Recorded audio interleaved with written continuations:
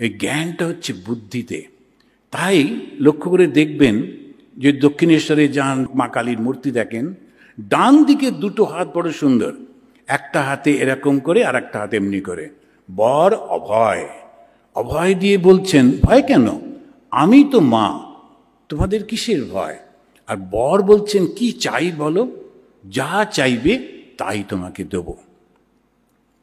কিন্তু ওই মায়েরই বাঁ হাত দুটো অন্যরকম, একটা হাতে খড়গ ধরে আছেন আর একটা হাতে একটা কাটা মুন্ড, একদম অন্যরকম। এই ডান দিকে একরকম, বাঁ দিকে একরকম।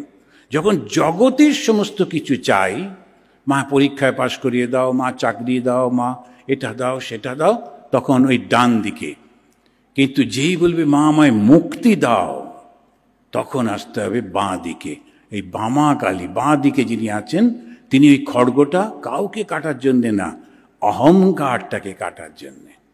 যে মুন্ডটা ধরে আছেন, ওর নিচে একটা শেয়াল বসে আছে, ওই শেয়ালটা পশুটি চাইছে ওইটি, তখন যেন মা বলছেন এটা তোমার জন্যে না, এ জ্ঞান পশুর জন্যে না, শুধু মানুষের। ভেবে দেখুন কি সুন্দর।